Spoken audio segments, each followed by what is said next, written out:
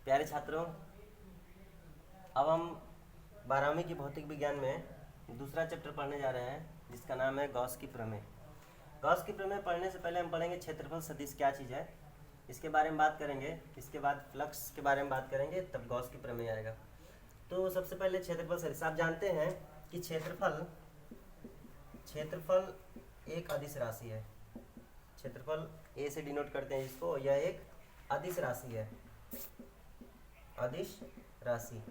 लेकिन कई बार देखा गया है कि क्षेत्रफल का उपयोग हम सदिश राशि के रूप में भी करते हैं और इसकी दिशा भी होती है।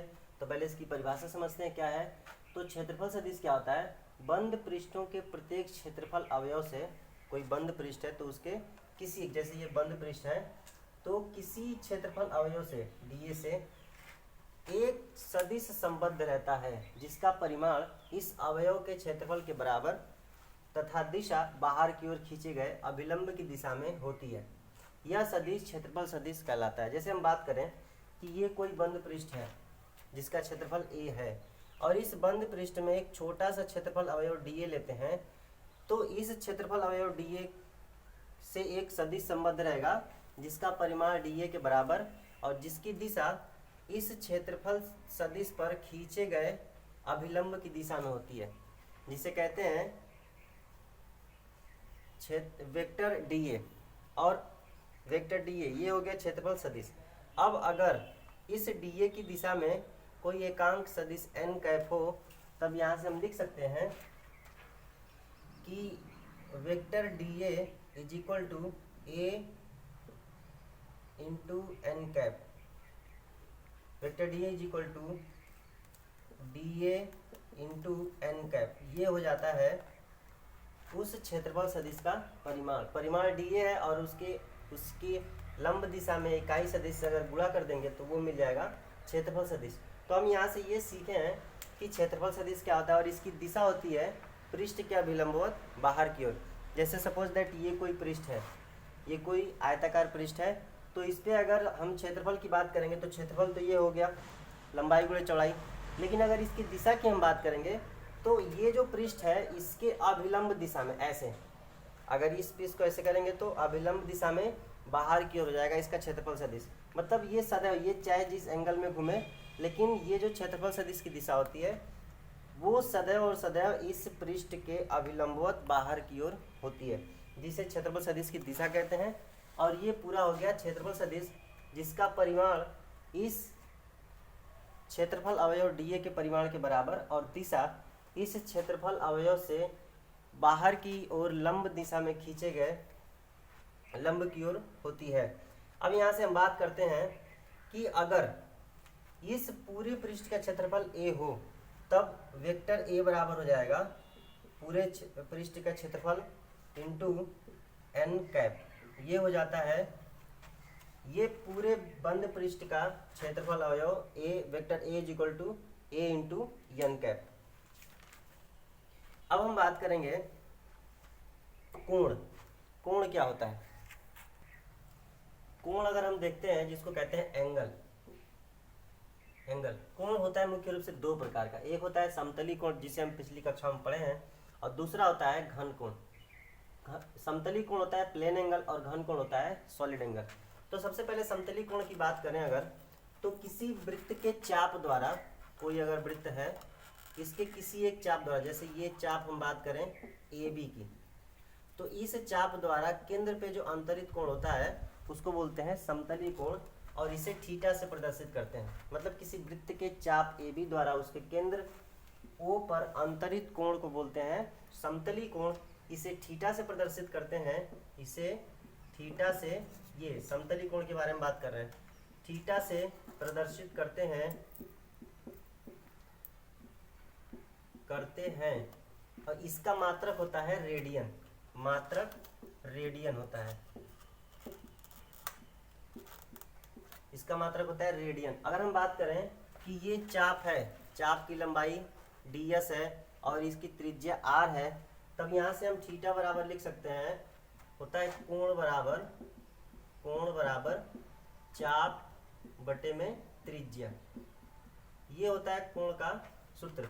तो यहाँ से चाप बराबर लिख सकते हैं डी एस अपॉन आर। तो ये हो गया थीटा बराबर डी एस बाई आर, या इसी को डेल्टा एस बाई आर भी कहते हैं। और इसका मात्रक होता है रेडियन। कोण का मात्रक जनरली रेडियन होता है। ये तो हम पिछली कक्षा में पढ़े थे, इसको बोलते हैं समतली कोण। लेकिन दूसरा जो होता है घन कोण, उसके बारे में हम मुख्य रूप से बात करेंगे। और कोण बराबर होता है चाप बटे में त्रिज्या। अब दूसरा पढ़ेंगे घन कोण। घन कोण क्या होता है? तो किसी गोलीय पृष्ठ के सूक्ष्म खंड द्वारा, किसी गोलीय पृष्ठ के सूक्ष्म खंड द्वारा उसके केंद्र पर अंतरित कोण को घन कोण कहते हैं, और इसे ओमेगा से प्रदर्शित करते हैं। जैसे मान लीजिए कि ये कोई पृष्ठ है जिसका क्षेत्रफल है a, और इस क्षेत्रफल के एक छोटे से क्षेत्रफल अवयव डी की बात करें, तो इस डी द्वारा उसके केंद्र पर अंतरित कोण अगर डी ओमेगा हो, तो इस डी ओमेगा को ही बोलते हैं घन कोण। अगर मान लीजिए कि, और इसे ओमेगा से प्रदर्शित करते हैं, किसी पृष्ठ के छोटे से क्षेत्रफल अवयव डी द्वारा उसके केंद्र पर अंतरित कोण, उसके केंद्र ओ पर अंतरित कोण को घन कोण कहते हैं, और इसे डी ओमेगा से प्रदर्शित करेंगे, तब डी ओमेगा बराबर हो जाएगा डी ए बटे में आर स्क्वायर, जहाँ आर क्या है? इस गोलीय पृष्ठ की त्रिज्या है। एक बार पुनः समझ लें, तो ये कहेंगे कि किसी गोलीय पृष्ठ के छोटे से क्षेत्रफल अवयव डी द्वारा उसके केंद्र पर अंतरित कोण को घन कोण कहेंगे, और इसे डी ओमेगा से प्रदर्शित करेंगे। यदि क्षेत्रफल अवयव का परिमाण डी और उस पृष्ठ गोलीय पृष्ठ की त्रिज्या आर हो, तब घन कोण डी ओमेगा बराबर हो जाएगा डी ए बटे में आर स्क्वायर। इसका मात्रक होता है, इसका मात्रक स्टेरेडियन होता है, स्टेरेडियन। देखिए समतली कोण का मात्रक होता है रेडियन और घन कोण का मात्रक होता है स्टेरेडियन। तो ये बात ध्यान रखना है।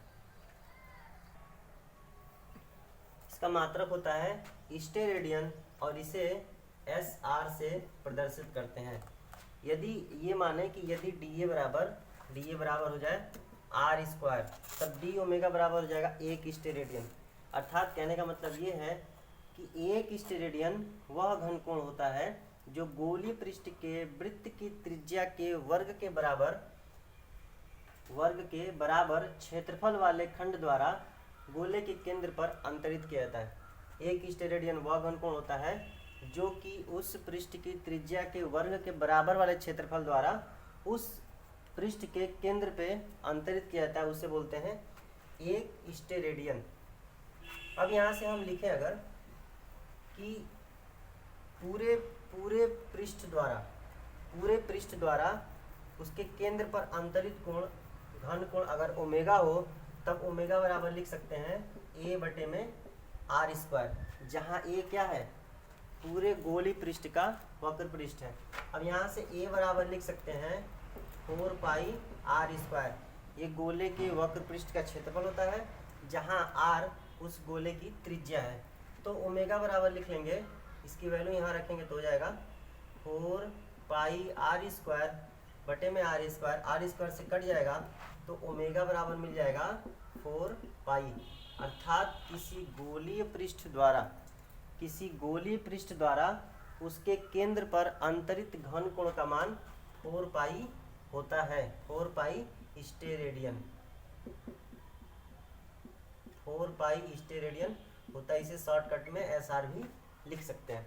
तो ये बहुत ही इंपॉर्टेंट है, इसको हमेशा याद रखिएगा कि किसी गोलीय पृष्ठ द्वारा, चाहे किसी भी त्रिज्या का गोलीय पृष्ठ हो, उस पृष्ठ के बाहरी पृष्ठ द्वारा उसके केंद्र पर अंतरित कोण घन कोण सदैव 4 पाई के बराबर ही होता है, और इसका मात्रक होता है स्टेरेडियन।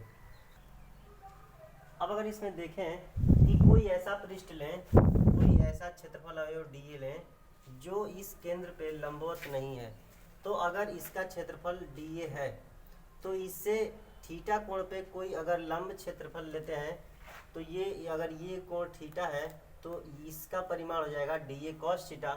तब इस डी ए कॉस थीटा द्वारा केंद्र पर अंतरित कोण अगर डी ओमेगा है, तब यहाँ से घन कोण बराबर लिख सकते हैं D A cos theta upon R square, जहाँ आर इस पृष्ठ की, इस गोलीय पृष्ठ की त्रिज्या है।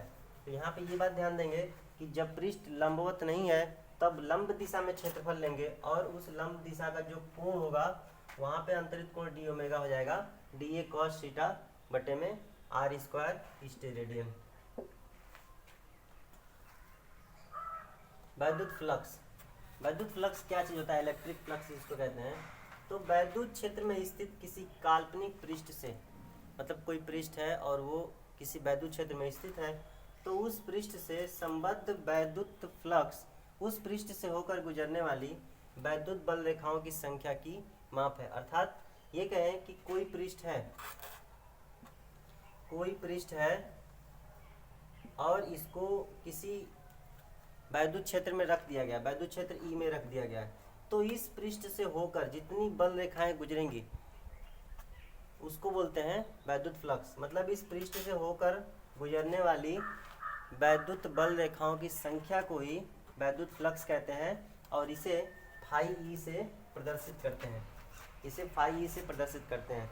अगर कोई पृष्ठ है, कोई क्षेत्रफल है डी ए, वो किसी वैद्युत क्षेत्र वेक्टर ई में रखा गया है, तब इस पृष्ठ डी ए से होकर गुजरने वाले वैद्युत बल रेखाओं की जो संख्या होगी वो हो जाएगी D phi E is equal to E dot D A. वैद्युत फ्लक्स जो होगा, अगर किसी बिंदु पे वैद्युत क्षेत्र की तीव्रता वेक्टर ई है और उस बिंदु पर कोई क्षेत्रफल अवयव डी ए रख दें, तो उस क्षेत्रफल अवयव डी से होकर गुजरने वाली वैद्युत बल रेखाओं की जो संख्या डी फाई ई होगी वो वैद्युत क्षेत्र की तीव्रता और क्षेत्रफल वेक्टर डी ए के अदिश गुणन के बराबर होती है। अगर यहाँ से इस डॉट को हटाएंगे तो लिख सकते हैं D phi E is equal to E D A cos theta.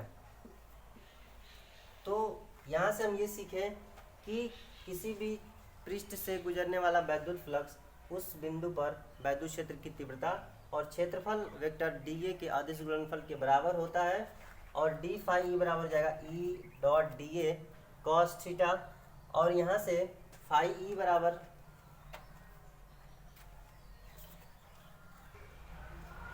ये जो वैद्युत फ्लक्स होता है यह एक अदिश राशि है, क्योंकि यहाँ पे दो सदिशों का अदिश गुणन किए हैं, तो वैद्युत फ्लक्स एक अदिश राशि है, यह एक अदिश राशि है। और इसका मात्रक हो जाएगा, देखिए न्यूटन प्रति कूलम यहाँ इंटू मीटर स्क्वायर, तो ये हो जाएगा न्यूटन मीटर स्क्वायर प्रति कूलम। और वैद्युत फ्लक्स का बीमी सूत्र लिख सकते हैं यम एल टी पर माइनस 2 इंटू एल स्क्वायर और नीचे हो जाएगा ए टी। तो अगर इसको ऊपर ले जाएंगे तो लिखेंगे वैद्युत फ्लक्स का बीमी सूत्र हो जाएगा एम एल पे 3 घात और टी पर, देखिए यहाँ से +1 है, ऊपर जाएगा तो -1 हो जाएगा और -2 पहले से है तो ये -3 हो जाएगा और ए पर -1। तो हमने यहाँ सीख लिया कि वैद्युत फ्लक्स एक अदिश राशि है जिसका मात्रक होता है न्यूटन मीटर स्क्वायर प्रति कूलम और इसका बीमी सूत्र होता है ml³ टी पर -3 ए पर -1। अब यहाँ से हम ये एक चीज़ समझ सकते हैं कि अगर कोई पृष्ठ हो, पूरे पृष्ठ से होकर गुजरने वाला अगर वैद्युत फ्लक्स हमें ज्ञात करना है तो इस पूरे पृष्ठ ए को छोटे छोटे क्षेत्रफलों में विभाजित किया सकता है और वो क्षेत्रफल अवयव अगर DA1, DA2 इस तरह से हो और उनसे होकर गुजरने वाला वैद्युत फ्लक्स अगर φ1 D φ2 ... हो, तब पूरे पृष्ठ से होकर गुजरने वाला वैद्युत फ्लक्स जो होगा उसको बोलेंगे फाई ई और वो हो जाएगा D φ1 plus D φ2 plus D φ3 ऐसे ही। और यहाँ से लिख सकते हैं phi E is equal to E into A. तो ये हो जाएगा पूरे पृष्ठ से होकर गुजरने वाला वैद्युत फ्लक्स या वैद्युत बल रेखाओं की संख्या, जहाँ पे ई उस बिंदु पर वैद्युत क्षेत्र की तीव्रता है और ए उस पूरे पृष्ठ का क्षेत्रफल है जिससे हमें वो गुजरने वाला वैद्युत फ्लक्स ज्ञात करना है। फाई बराबर पढ़ लिए ई डॉट ए या ई इंटू ए।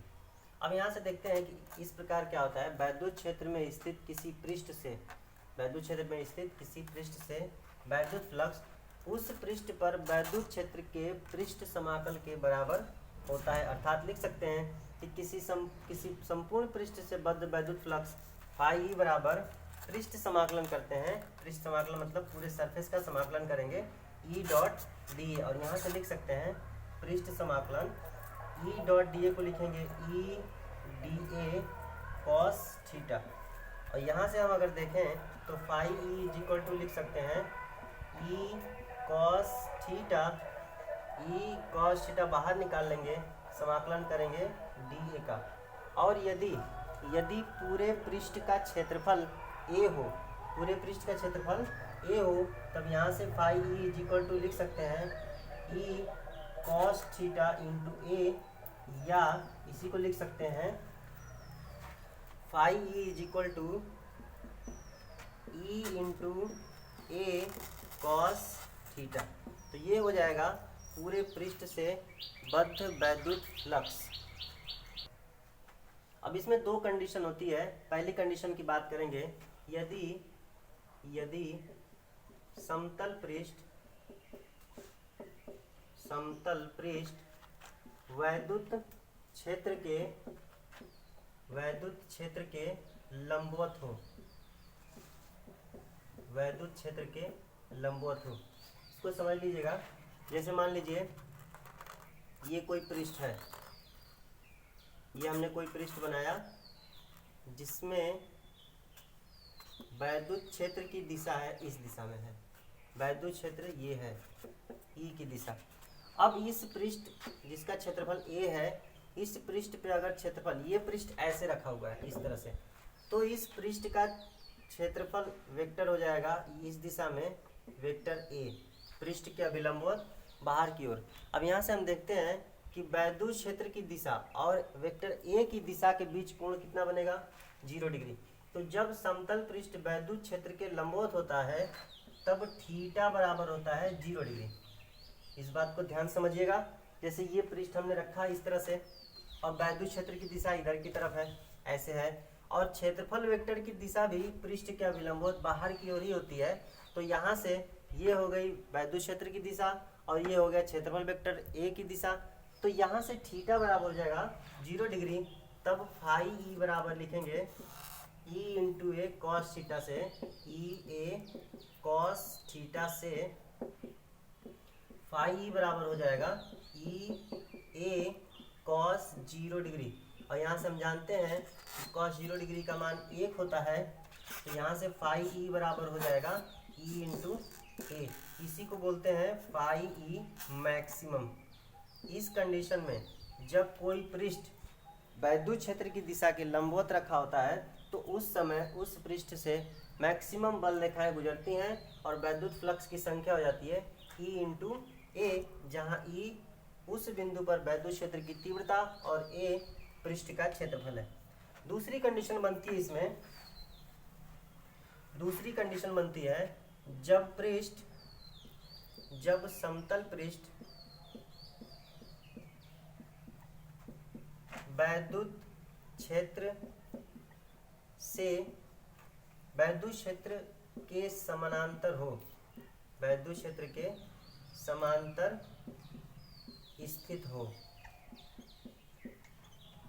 जैसे मान लीजिए कि ये हो गया वैद्युत क्षेत्र की दिशा, ये हमने पृष्ठ रख दिया, ये हमने पृष्ठ रख दिया, और वैद्युत क्षेत्र की दिशा हो गई इस दिशा में, वैद्युत क्षेत्र की दिशा ये हो गई एक ई की दिशा, और इसका क्षेत्रफल अगर ए है तो इस पर क्षेत्रफल वेक्टर ए की दिशा हो जाएगी पृष्ठ से अभिलंबवत बाहर की ओर। तो यहाँ से हम देखें कि ई और ए के बीच में कोण कितना बन रहा है, 90 डिग्री। मतलब जब समतल पृष्ठ वैद्युत क्षेत्र के समांतर रखा होता है, जैसे समझ लीजिए कि ये कोई पृष्ठ है और वैद्युत क्षेत्र की दिशा इस दिशा में है, ऐसे समांतर है, और क्षेत्रफल वेक्टर की दिशा वेक्टर ए की दिशा ऐसे है, तो दोनों के बीच में कोण कितना बन रहा है, 90 डिग्री। तब थीटा बराबर लिख लेंगे 90 डिग्री। मतलब जब समतल पृष्ठ वैद्युत क्षेत्र की दिशा के समानांतर होता है तब थीटा बराबर 90 डिग्री होता है। अब यहाँ से फाई ई बराबर लिख सकते हैं, phi is equal to E A cos theta से phi E is equal to E A into cos 90 degree. और जानते हैं कि कॉस 90 डिग्री बराबर होता है 0, तो यहाँ से फाई इज इक्वल टू मिल जाएगा आपको 0। तो इस दशा में कोई भी बल रेखाएं उस पृष्ठ से नहीं गुजरेंगी। कब? जब पृष्ठ वैद्युत क्षेत्र की दिशा के समांतर रखा होता है। तो ये बातें हमने यहाँ सीखी कि कब वैद्युत बल रेखाओं की संख्या किसी पृष्ठ से गुजरने पर मैक्सिमम होती है और कब वैद्युत बल रेखाओं की संख्या किसी पृष्ठ से गुजरने पर 0 या मिनिमम होती है। तो जब समतल पृष्ठ वैद्युत क्षेत्र के लंबवत रखा रहेगा तब उस समय जो वैद्युत बल रेखाओं की संख्या होगी वो अधिकतम होगी और उसका मान हो जाएगा E इंटू ए। और जब समतल पृष्ठ वैद्युत क्षेत्र के समांतर रखा रहेगा तो उस दशा में थीटा बराबर 90 डिग्री हो जाएगा और वैद्युत बल रेखाओं की संख्या 0 होगी, अर्थात उस दशा में कोई फ्लक्स नहीं गुजरेगा।